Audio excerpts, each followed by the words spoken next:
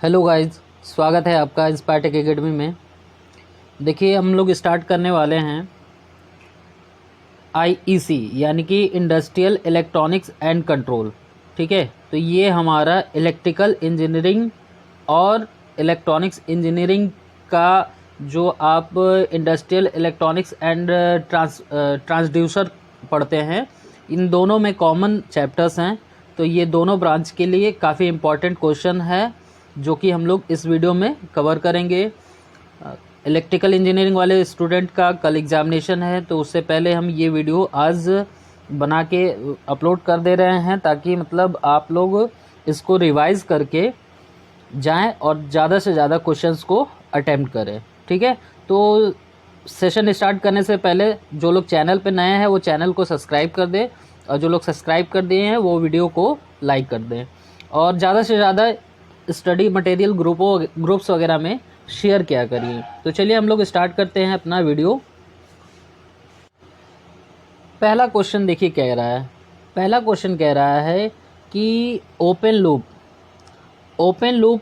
व close loop के मध्य main difference क्या होता है। ठीक है, तो अगर आप ओपन लूप सिस्टम और क्लोज लूप सिस्टम की बात करेंगे तो ओपन लूप सिस्टम जो होता है वो डायरेक्ट एक सिस्टम होता है जिसमें हम इनपुट देते हैं और आउटपुट ले लेते हैं। ये कोई सिस्टम है, ठीक है, इसको हम इनपुट प्रदान किए और आउटपुट ले लिए। ठीक है, अगर यहीं पे ये हमारा ओपन लूप सिस्टम यानी कि इनपुट पे के बीच में कोई रिलेशन नहीं होता है, वो डायरेक्टली सिस्टम पे डिपेंड करता है। ठीक है, और यदि क्लोज लूप की बात करेंगे तो यही ओपन लूप सिस्टम में हम क्या करते हैं कि आउटपुट के कुछ फैक्टर को फीडबैक के रूप में हम इनपुट को फीड कर देते हैं। ठीक है, तो ये हमारा क्लोज लूप सिस्टम हो जाता है। ठीक है, तो मेन जो डिफरेंस होता है ओपन लूप और क्लोज लूप में वो होता है फीडबैक का। ठीक है, बाकी जो है यहाँ पे जो ऑप्शन दे रखे हैं वो ऑप्शन एम्पलीफायर को आपको पता है वो सिग्नल का एम्पलीफिकेशन करता है, और इनपुट सिग्नल जो हम इनपुट पे अप्लाई करेंगे सिग्नल। ठीक है, अब कंट्रोलर का काम होता है कि किसी भी सिग्नल को हम देते हैं तो उसमें क्या किस तरीके का इंस्ट्रक्शन सेट कर रखे हैं जो इनपुट को कंट्रोल करके आउटपुट पे प्रदान करता है। तो कंट्रोलर का ये काम होता है। तो पहले का option number D right answer हो जाएगा, यानी कि अगर हम ओपन लूप और क्लोज लूप सिस्टम में मेन डिफरेंस जानना चाहें तो वो फीडबैक का होता है। ठीक है, तो ये सर्किट हम आपको एक जनरली बना के दिखा दिए हैं, बाकी जो सिस्टम होता है वो आप कंट्रोल सिस्टम में पढ़ेंगे इन सब चीज़ों को। ठीक है, तो आपके हिसाब से केवल यहाँ पे इस क्वेश्चन का आंसर इतना सटीक सही है, बाकी कंट्रोल सिस्टम में हम लोग बात करेंगे, आगे देखेंगे कि क्या चीज़ ये कंट्रोल ओपन लूप सिस्टम क्या होता है और क्लोज लूप सिस्टम होता क्या है। ठीक है, तो नेक्स्ट क्वेश्चन हम लोग बात करेंगे। तो नेक्स्ट क्वेश्चन देखिए कह रहा है कि एससीआर में टर्मिनल की संख्या होती है। ठीक है, वेरी सिंपल क्वेश्चन है।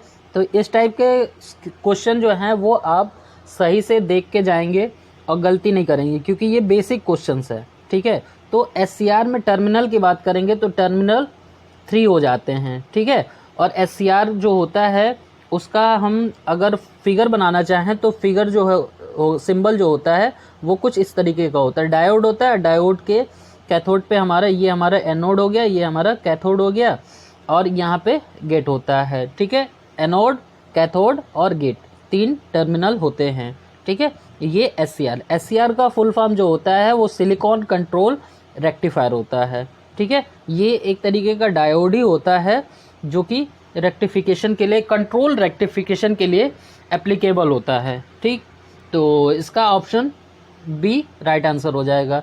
अब देखिए नेक्स्ट 3 नंबर क्वेश्चन की अगर हम बात करें तो 3 नंबर क्वेश्चन कह रहा है कि डायक में टर्मिनल की संख्या होती है। अब देखिए एससीआर पूछा, अब डायक पूछ रहा है। ठीक है, तो डायक में जो होता है, डायक बताने से पहले हम एक बार फिर से आपको एससीआर के बारे में बता दें।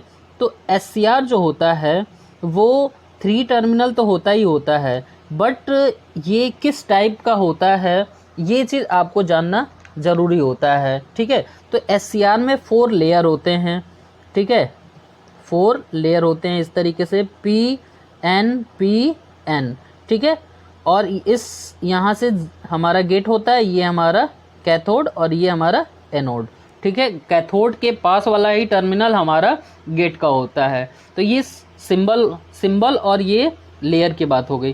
तो SCR में अगर लेयर पूछेगा तो लेयर आप 4 लेयर कहेंगे। कौन कौन से? PN, ठीक है, या NP, ठीक, 2 N और 2 P, ठीक है। तो ये चीज़ आप लोग याद रखिएगा। और एक चीज़ बात करेंगे अगर हम कि ये किस टाइप का डिवाइस है, ठीक है। तो ये एक तो हम कह सकते हैं कि कंट्रोलिंग डिवाइस है, ठीक है। उसके साथ साथ ही ये यूनिडायरेक्शनल है या बाई डायरेक्शनल है।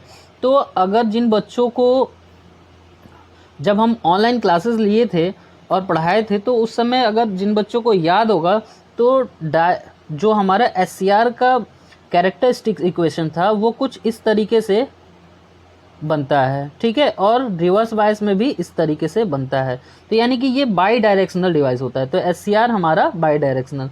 तो कोई भी किसी भी तरीके का क्वेश्चन आपसे छूटना नहीं चाहिए। तो ये सारे चीज़ आप रिवाइज करके जाएंगे, ठीक। नेक्स्ट हम डायक की बात करेंगे। तो डायक देखिए,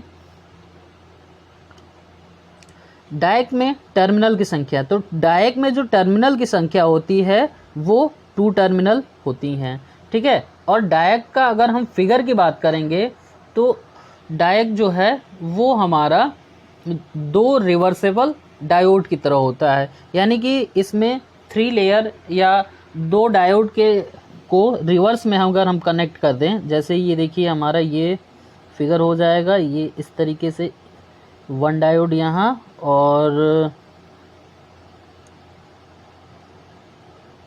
ये आपका इस तरीके से MT1 MT2, ठीक है। इस तरीके से थोड़ा सा ये फिगर हमारा सही बना नहीं है, सही से बना लीजिएगा, समझ लीजिएगा इस चीज़ों को, ठीक है। वेरी इजी, सिंबल्स तो क्लियरली देख के जाइएगा, ठीक है। तो जो हमारा डायक होता है वो 2 टर्मिनल डिवाइस होता है, ठीक है। तो ये चीज़ हमारा हो गया। अब देखिए नेक्स्ट क्वेश्चन ट्रायक, ठीक है। तो ट्रायक डायक के नाम और ट्रायक के नाम से डिफरेंस आप अपने से देख लेंगे। तो डायक देखेंगे तो 2, ठीक है।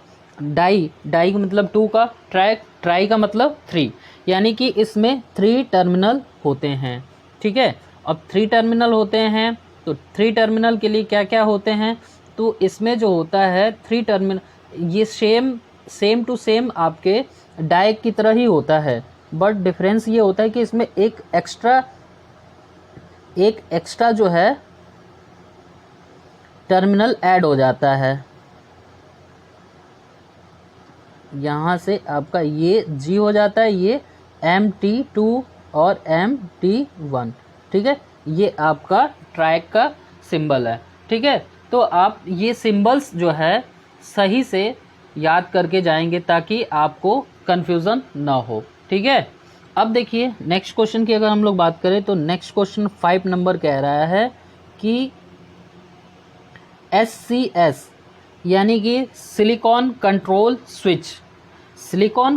स्विच की अगर हम बात करेंगे तो ये जो होता है ये 4 टर्मिनल डिवाइसेस होता है। कैसा होता है? 4 टर्मिनल डिवाइस होता है, यानी कि इसके 4 टर्मिनल होते हैं। कौन कौन से होते हैं? तो ये सिंपली एक SCR की भांति ही होता है, ठीक है। बट इसमें जो होता है एक यहाँ से गेट और एक यहाँ से गेट, और ये हमारा एनोड, ये हमारा कैथोड, ठीक।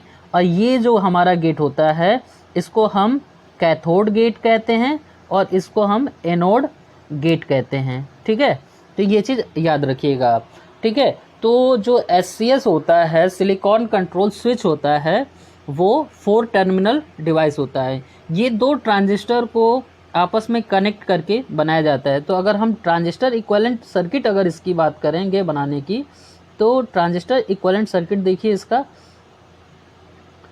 ट्रांजिस्टर इक्विवेलेंट सर्किट देखेंगे तो एक हमारा 3 टर्मिनल का ये हो जाएगा और ये हमारा 3 टर्मिनल का दूसरा ट्रांजिस्टर हो जाएगा, PNP, PNP, ठीक है। और इसको आपस में हम कनेक्ट करेंगे यहाँ से ये एन पी के साथ, ये पी एन के साथ, ठीक है। यहाँ से एक टर्मिनल निकल जाएगा और यहाँ से एक ये टर्मिनल और एक हमारा ये टर्मिनल और एक ये, ठीक है। ये ऊपर वाला जो है हमारा एनोड टर्मिनल, ये हमारा कैथोड टर्मिनल, ये हमारा एनोड गेट और ये हमारा कैथोड गेट। तो इस तरीके का भी फिगर दे देगा और पूछेगा आपसे कि ये किसका फिगर है, ठीक है, किस डिवाइस का है। तो आप क्या बताएंगे इसके लिए, आप बताएंगे कि ये SCS है, यानी कि सिलिकॉन कंट्रोल स्विच है, ठीक है। तो इस तरीके से एक भी क्वेश्चन आपका छूटना नहीं चाहिए, ठीक। तो नेक्स्ट क्वेश्चन हम लोग देखेंगे। अब देखिए 6 नंबर क्वेश्चन क्या कहता है। तो 6 नंबर क्वेश्चन कह रहा है कि LASCR, ठीक है। तो LASCR जो होता है वो हमारा एक लाइट SCR होता है, ठीक है। और लाइट SCR का मतलब क्या होता है कि इसकी वर्किंग जो है वो लाइट पे डिपेंड करती है, ठीक है। ये लाइट एक्टिवेटेड, देखिए इसका फुल फॉर्म होता है light activated silicon control rectifier, ठीक। अगर इसकी फिगर की बात करेंगे तो एक सिंपल आपका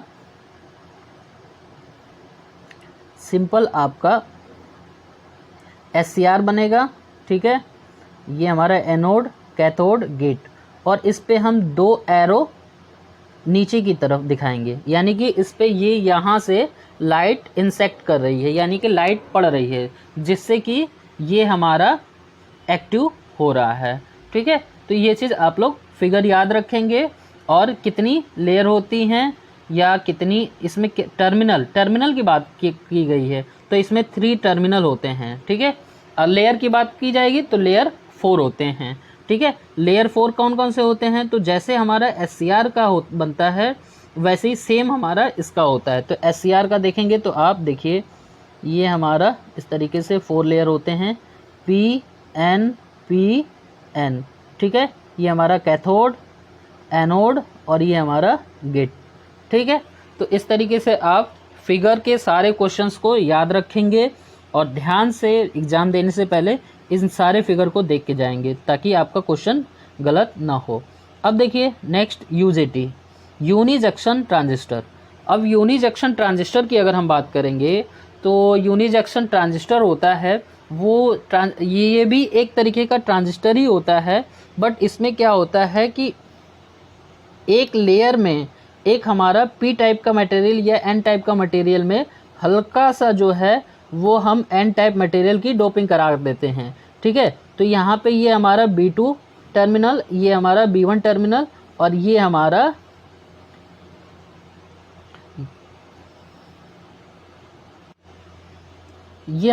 गेट टर्मिनल हो जाता है, ठीक है।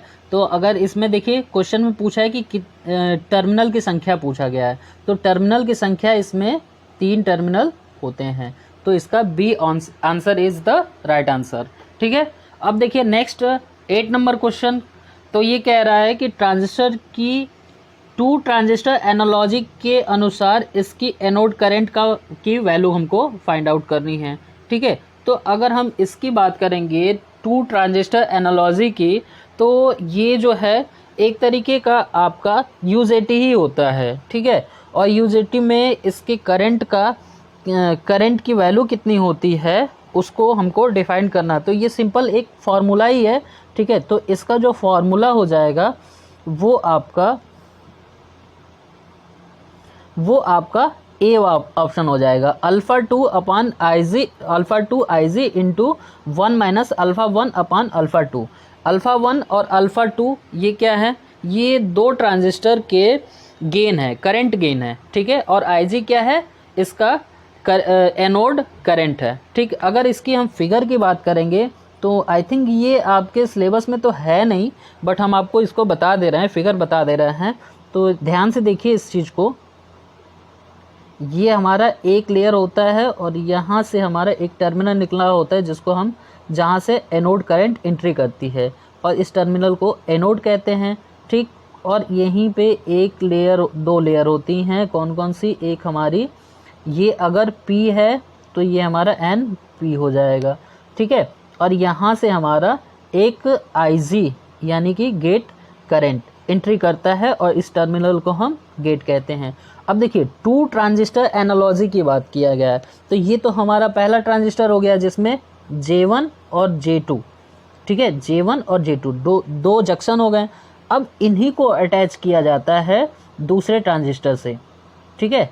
तो यहाँ पे अगर दूसरे ट्रांजिस्टर से अटैच करेंगे तो ये हमारा NP और यहाँ पे एक हमारा जिसकी चौड़ाई थोड़ी सी ज़्यादा होती है ये ऐड रहेगा इसमें, ठीक है, ये हमारा N हो जाता है और यहाँ से ये हमारा कैथोड हो जाता है, कैथोड टर्मिनल हो जाता है और ये हमारा J2 J3 जंक्शन हो जाते हैं, ठीक है। और यहाँ से जो करंट हमारी एंट्री करती है वो हमारा IC2 और ये हमारा IC1, ठीक है। तो ये हमारा टोटल जो होता है 2, इस चीज़ को आप अपने कॉपी पे अच्छे से फिगर को बना लीजिएगा समझ के, ठीक है।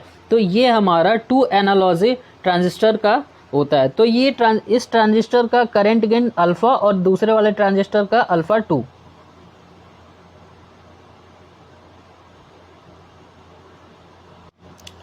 अल्फ़ा 2 और अल्फ़ा 1 वही हमारा इस फॉर्मूले में दे रखा है, ठीक है। तो ये हमारा 8 नंबर का ए ऑप्शन राइट आंसर हो जाएगा। अब देखिए नेक्स्ट 9 नंबर क्वेश्चन की अगर हम लोग बात करें तो देखिए 9 नंबर क्वेश्चन क्या कहता है। 9 नंबर क्वेश्चन कह रहा है कि थायरिस्टर ऑफ करने की प्रक्रिया कहलाती है, ठीक है। तो ऑफ करने की प्रक्रिया जो होता है वो कम्यूटेशन होता है, यानी कि फोर्स कम्यूटेशन, लाइट कम्यूटेशन, डी/dt कम्यूटेशन, ये सारे कम्यूटेशन आपको बताया गया था, ठीक है। तो आप याद करिएगा। बाकी जो हमारा फायरिंग है, फायरिंग एंगल जो होता है वो, या फायरिंग जो है ट्रांजिस्टर को ऑन करने के लिए होता है, ठीक है। गेट करंट ये भी हमारा ऑन करने के लिए, ट्रिगरिंग भी ऑन करने के लिए। तो ये तीनों ऑप्शन ऑन करने का मेथड है। बाकी कम्यूटेशन जो है वो हमारा थायरिस्टर को ऑफ करने की टेक्निक है, ठीक है। तो 9 नंबर का ऑप्शन सी राइट आंसर हो जाएगा, ठीक। अब देखिए नेक्स्ट हमारा यूजेटी की बात की जा रही है। तो अगर यूजेटी की अगर हम बात करें तो यूजेटी की इंट्रिंसिक स्टैंड ऑफ रेशियो पूछा जा रहा है, ठीक है। तो इसकी वैल्यू जो होती है वो मोस्टली जो होती है 0.4 से 0.8 के बीच में होती है। तो ऑप्शन में अगर देखेंगे तो ऑप्शन में हमारा 0.2 कैंसिल हो जा रहा है, पॉइंट डी भी कैंसिल हो जा रहा है, ठीक है, ऑप्शन डी भी कैंसिल हो जा रहा है। अब बच रहा है सी और बी, ठीक है। तो हमारा मोस्टली 0.4 से स्टार्ट होता है, तो ऑप्शन बी हमारा मोस्ट प्रेफरेबल रहेगा। अगर 0.4 नहीं रहता तो 0.6 को भी हम कैलकुलेट ऑप्शन टिक कर सकते थे, ठीक है। और जो स्टैंड रेशियो होता है यूजेटी का वो आपका RB1 अपान RB1 plus RB2 equal to eta, यही होता है, ठीक है। इसी की वैल्यू को हम इस इंट्रिंसिक स्टैंड ऑफ रेशियो कहते हैं, ठीक है। तो 10 नंबर क्वेश्चन का बी ऑप्शन राइट आंसर हो जाएगा। अब देखिए 11 नंबर क्वेश्चन की बात करें तो 11 नंबर क्वेश्चन कह रहा है कि यूजेटी के कैरेक्टरिस्टिक्स में पिक पॉइंट व वैली पॉइंट के मध्य के रीजन को क्या कहते हैं, ठीक है। तो यूजेटी का अगर आपको ग्राफ पता होगा तो देखेंगे कि इस तरीके से जाके ऐसे हमारा ग्राफ टर्न ऑन होता है और ये हमारा जो होता है फिर यहाँ से फिर ऊपर की तरफ होता है, ठीक है। ये आपका नहीं होता है, यहाँ से फिर ऊपर की तरफ होता है और यहाँ से ये चीज़ें नहीं होती है, ठीक है। तो अब देखिए तो ये हमारा पिक पॉइंट होता है, ये हमारा वैली पॉइंट होता है, ये हमारा पिक पॉइंट होता है। तो पिक पॉइंट से वैली पॉइंट इन दोनों के बीच का जो रीजन होता है वो निगेटिव रेजिस्टेंस रीजन होता है, ठीक है। निगेटिव रेजिस्टेंस रीजन बोलते हैं। इसमें क्या होता है कि यहाँ पे वोल्टेज बढ़ने के बावजूद भी यहाँ पे करंट की वैल्यू जो है वो हमारी डिक्रीज हो रही है, यानी कि यहाँ पे करंट है और ये वोल्टेज की वैल्यू है। तो वोल्टेज बढ़ने के साथ साथ भी हमारा करंट की वैल्यू डिक्रीज हो रही है, ठीक है। इसलिए इसको निगेटिव रेजिस्टेंस इफेक्ट कहते हैं, ठीक है। तो यानी कि 11 का डी ऑप्शन राइट आंसर हो जाएगा। अब देखिए 12 नंबर क्वेश्चन की बात करेंगे तो ये 12 नंबर क्वेश्चन जो है काफ़ी इंपॉर्टेंट क्वेश्चन है और ये डाटा सेट से क्वेश्चन है, ठीक है। ये जो हमारा 2N2646 एंड 2N 2647। ये जो आईसी नंबर हैं ये क्या है, आईसी। आईसी का मतलब इंटीग्रेटेड सर्किट, ठीक है। तो ये जो हैं ये यूजेटी के आईसी नंबर हैं, ठीक है। अब यूजेटी के आईसी नंबर है तो ये हमारा 46 हो रहा है और यहाँ पे 47 हो रहा है। तो इसका मतलब ये है कि कुछ ना कुछ स्पेसिफिकेशन दोनों में डिफरेंट है, ठीक है। तो अगर हम पहले की बात करेंगे, इसका क्वेश्चन का तो आंसर हमारा डी हो जाएगा, ठीक है। बट हम स्पेसिफिकेशन अगर इसकी बताएं 2N2646 का, तो ये हमारा एक यूजेटी है जो 0.3 वाट पे वर्क करता है। 50 मिली एम्पियर जो है, 50 मिली एम्पियर इसकी करंट कैपेसिटी है। टेम्परेचर कैपेसिटी की बात करेंगे तो -65 डिग्री टू 125 डिग्री तक इसकी टेम्परेचर कैपेसिटी है, ठीक है। तो ये सारे स्पेसिफिकेशन है। अगर फॉरवर्ड करंट की बात करेंगे तो ये आपका 2 एम्पियर तक होता है इसमें, ठीक है। और अगर हम वैली करंट की बात करेंगे तो 6 मिली एम्पियर, यानी कि वैली करंट। ये आप लोग नोट करते रहिएगा, ठीक है, क्योंकि स्क्रीन पे स्पेस नहीं होता है जिसकी वजह से हम सारी चीज़ों को एक साथ नहीं हम इंडिकेट करा पाते हैं, ठीक है। तो ये सारे चीज़ आप नोट करते रहिएगा, ठीक है। और ये जो हमारा यूजेटी है वो कौन सी कंपनी बनाती है, तो म्यूटीआई कंपनी बनाती है, ठीक है। म्यूटीआई कंपनी इस चीज़ को मैन्युफैक्चर करती है। अब देखिए ये तो हमारा इस आईसी नंबर का स्पेसिफिकेशन था।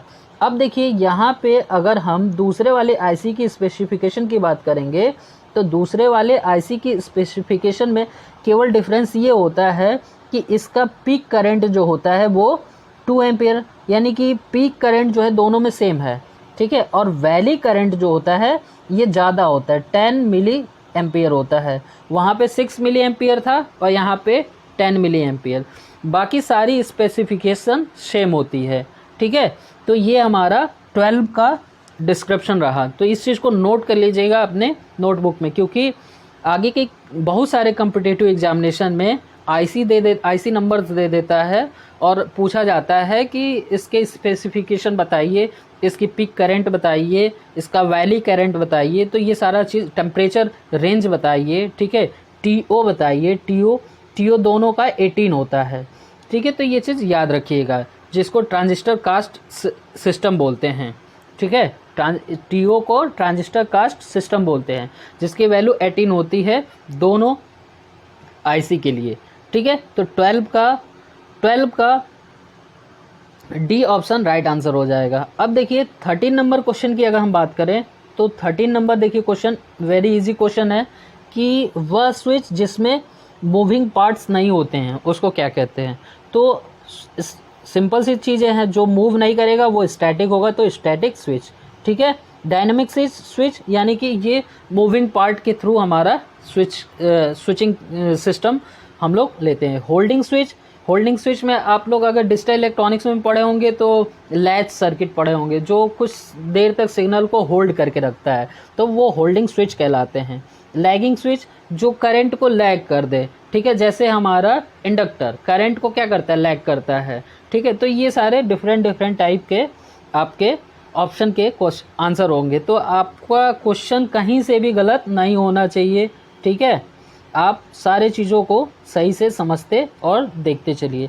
अब देखिए हम लोग 14 नंबर क्वेश्चन चलते हैं। 14 नंबर क्वेश्चन की बात करते हैं। तो 14 नंबर क्वेश्चन देखिए क्या कह रहा है कि एनोड व कैथोड के मध्य न्यूनतम वोल्टेज जो थायरिस्टर को चलन मोड में लाने हेतु आवश्यक होती है, यानी कि एनोड और कैथोड के बीच का जो वो न्यूनतम वोल्टेज जो डायोड को ऑन स्टेज में ले आता है उसको हम क्या बोलते हैं, तो उसको हम लोग क्या बोलते हैं, फायरिंग वोल्टेज बोलते हैं। क्या बोलते हैं, फायरिंग वोल्टेज, ठीक है। तो यहाँ ऑप्शन में देखिए फिगर वोल्टेज लिख रखा है, तो हम इसी को आंसर को मान के चलेंगे। वो आपका लैंग्वेज लिखने में थोड़ा सा प्रॉब्लम रहा होगा। बाकी जो है वैली वोल्ट, बाकी ये थोड़ा सा मिस्टेक कर दिया है। बाकी पीक वोल्टेज तो आपको पता है, जो आपका थायरिस्टर ऑन हो जाता है तो पीक कितना वोल्टेज वो अपने ऊपर कैरी कर सकता है, वो पीक वोल्टेज होता है।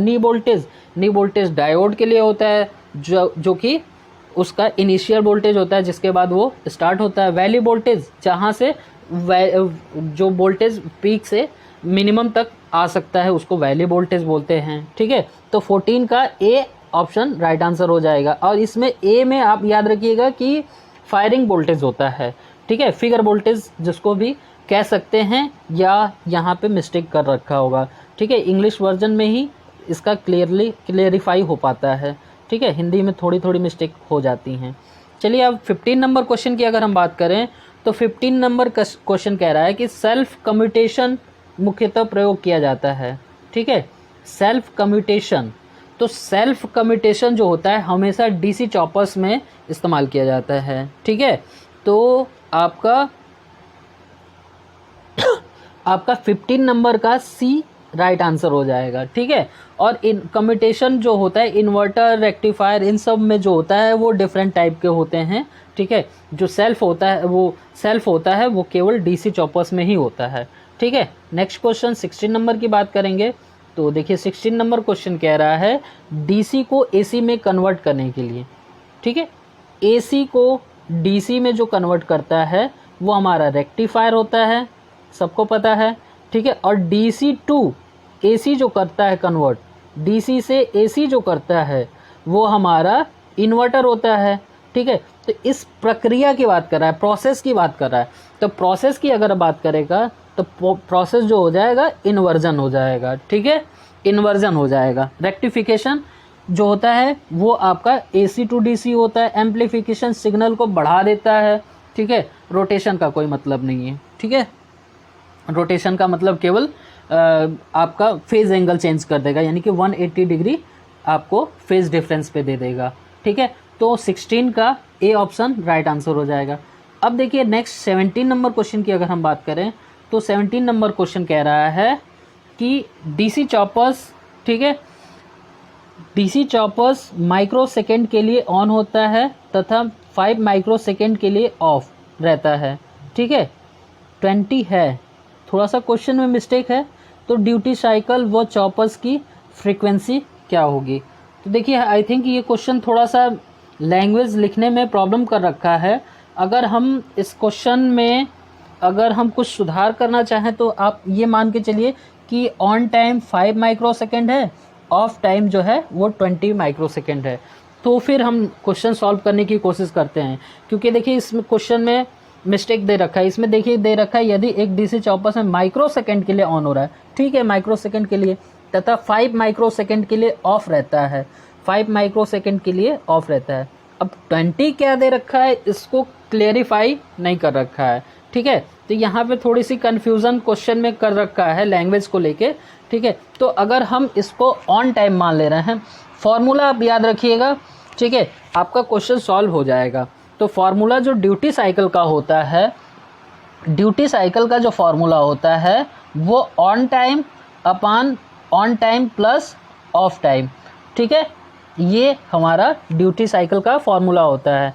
तो अगर इसी ड्यूटी साइकिल फार्मूले पे अगर हम लोग रखेंगे तो देखिए हमारा क्या आंसर आता है हम लोग देखेंगे। ठीक है, तो डी हमारा निकल के आ जाएगा। ऑन टाइम हम 5 मान ले रहे हैं तो 5 डिवाइड बाई 5 प्लस 20, 25। ठीक है, ये हमारा ड्यूटी साइकिल हो जाएगा, और यानी कि 1/5 ये हमारा ड्यूटी साइकिल निकल के आ गया। ठीक है, तो अगर परसेंटेज की बात किया जाए, यहाँ पे देखिए ड्यूटी साइकिल परसेंटेज में पूछा गया है, तो परसेंटेज यानी कि 100 से मल्टीप्लाई कर देंगे तो यहाँ पे 20% निकल के आ जाएगा। ठीक है, तो 20% तो हमारा ऑप्शन में दे रखा है सी ऑप्शन। ठीक, अब देखिए एक और क्वेश्चन पूछ रखा है। ठीक है, सी ऑप्शन दे रखा है 20 और ए, बाकी ये दोनों तो हमारा कैंसिल आउट हो गया। तो अब देखिए ड्यूटी साइकिल हमारा 20% निकल के आ गया है, 20 सेकेंड हमारा 20% निकल के आ गया। अब कह रहा है ड्यूटी साइकिल, तो जो ड्यूटी साइकिल होता है यानी कि T = 25, यानी कि 5 प्लस टोटल टाइम जो होता है ऑन और ऑफ टाइम जो होता है उसी का रेसिप्रोकल जो होता है वो हमारा फ्रीक्वेंसी होता है, यानी कि F = 1/25 माइक्रो सेकेंड। अब देखिए इस माइक्रो सेकेंड को आपको कन्वर्ट करना है। ठीक है, तो माइक्रो सेकेंड को कन्वर्ट करेंगे तो देखिए 25 है, हम इसको फिर से कन्वर्ट करके दिखा रहे हैं यहाँ पे 25 1 माइक्रो सेकेंड, यानी कि 10 टू द पावर -6 ऊपर जाएगा तो ऊपर जाने पे हमारा +6 हो जाएगा। तो देखिए यहाँ पे हम क्या करेंगे कि डबल ज़ीरो कर दे रहे हैं और फिर 10 टू द पावर 4, तो हमारा 10 टू द पावर 6 ऊपर हो जा रहा है। तो 25 ये हमारा 4 हो जाएगा, 4 हो गया, ठीक है। और देखिए किलो यानी कि 40 किलो हर्ट्ज़, ये हमारा फ्रीक्वेंसी निकल के आ गया। तो यहाँ पे हमारा सी ऑप्शन राइट आंसर हो जा रहा है। 20% हमारा ड्यूटी साइकिल और 40 किलो हर्ट्ज़ जो है वो हमारी फ्रीक्वेंसी हो जा रही है, ठीक है। तो केवल और केवल एक फार्मूला आपको याद रखना है, कौन सा, वो चीज़ देख लीजिए, ड्यूटी साइकिल यानी कि D = on time upon on time plus of time, ठीक है। और टाइम पीरियड होता है on time plus of time, ठीक है। और फ्रीक्वेंसी जो होता है वो 1/T होता है, ठीक है। इसी से आपका सारा ये क्वेश्चन सॉल्व हो गया है। तो ये हमारा 17 नंबर क्वेश्चन का सी ऑप्शन राइट आंसर हो गया। अब देखिए 18 नंबर क्वेश्चन की बात करें तो 18 नंबर क्वेश्चन कह रहा है कि निम्नलिखित में से कौन सी डिवाइस फ्रीक्वेंसी कन्वर्टर डिवाइस है, यानी कि ये कौन सा है फ्रीक्वेंसी कन्वर्ट करता है। तो आपका साइक्लो कन्वर्टर जो होता है वो फ्रीक्वेंसी कन्वर्टर होता है, ठीक है। रेक्टिफायर पता ही है, SCR रेक्टिफायर में ही यूज़ किया जाता है। चॉपर पता ही है, ये DC लेवल को शिफ्ट करता है। जो साइक्लो कन्वर्टर होता है यही जो होता है वो फ्रीक्वेंसी कन्वर्टर होता है, ये फ्रीक्वेंसी को चेंज करता है। अब देखिए नेक्स्ट हमारा 19 नंबर क्वेश्चन की बात करेंगे। तो 19 नंबर क्वेश्चन देखिए कह रहा है कि कौन सी हीटिंग विधि को एडी करंट हीटिंग विधि भी कहा जाता है, ठीक है। तो हमेशा कभी भी आपका एडी करंट वाली बात आएगी तो इंडक्शन हीटिंग में आप इस चीज़ को मेंशन करेंगे, ठीक है। तो इंडक्शन हीटिंग में हमारा एडी करंट हीटिंग होता है, ठीक है। तो आपका 19 का बी ऑप्शन राइट आंसर हो जाएगा, ठीक। हमेशा इंडक्शन जो होता है वो एडी करंट जनरेट करता है। अब देखिए 20 नंबर क्वेश्चन, 20 नंबर क्वेश्चन की अगर हम बात करें तो 20 नंबर क्वेश्चन देखिए क्या कह रहा है कि एडी करंट लॉसेस फार्मूला, ठीक है। फार्मूला हमको लिखना है। तो ऑप्शन में देखेंगे अगर हम फार्मूला, तो फार्मूला ऑप्शन में तो मैच नहीं कर रहा है, ठीक है। तो फार्मूला जो होता है इसका ये होता है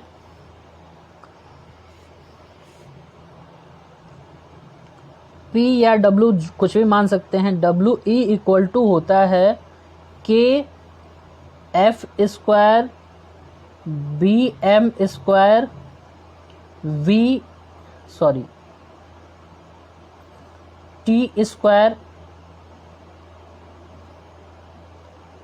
T² इंटू V।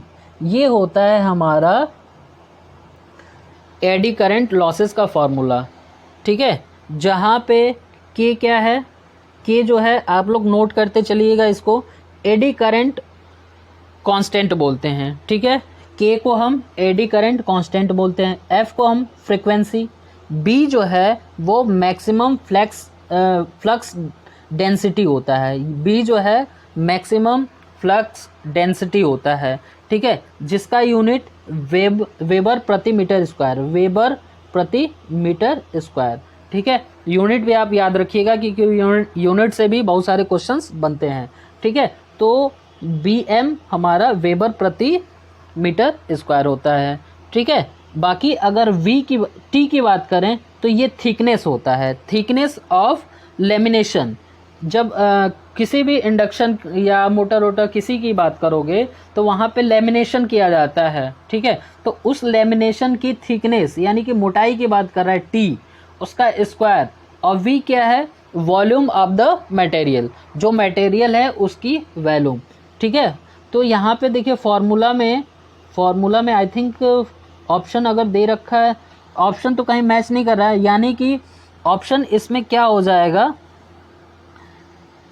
ऑप्शन इसका बी राइट आंसर होगा।